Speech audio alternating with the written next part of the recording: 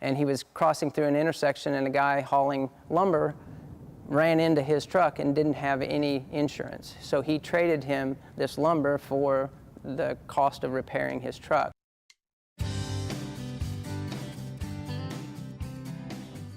I'm Bucky Pescaglia from Missouri Pacific Lumber Company in Fayette, and this is my story.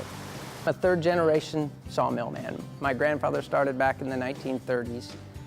My dad, in 1960, joined him. We're actually originally from Illinois. That's where we started business.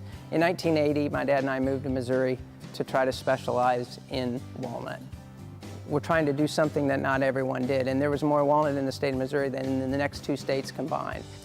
Missouri has more walnut than any other state. My dad had the vision to try to specialize instead of sawing everything in the woods like we did in Illinois. Agriculture, I think, being in the wood industry, most folks don't realize that we would fall under that umbrella. And I think most people recognize corn and hogs and those kinds of things, but we are also a renewable resource that's out there being harvested on a regular basis and is regenerating for the next year's harvest. When we give our sawmill tours, which we enjoy doing, one little phrase that I like to tell people is we sell everything but the squeal. And we sell the lumber, of course, the bark that comes off the side of the logs we sell for landscaping, the chips that we sell for wood mulch and for fuel for the University of Missouri's boiler. There's basically nothing left, and I think most people have this image that you're going out there and cutting a tree down and there's a squirrel crying somewhere, but we really utilize the entire product of the tree, and it is done sustainably. We're not cutting every tree in the woods, we're cutting the big ones, then the small ones grow, and then they become big ones, and it's just a cycle that we go through. My grandfather in the 1930s drove a coal truck where he delivered coal to people's homes to heat their homes.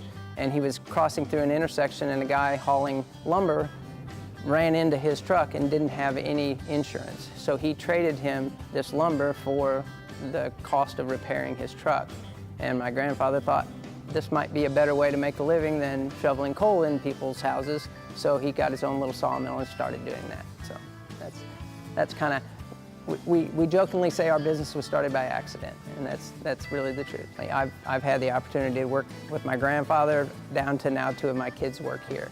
My partner is my cousin, so it definitely is a family affair too, but I just can't imagine having any more of a rewarding day. My two boys ride with me to work every day, and it's just the thrill of my life to get to do so.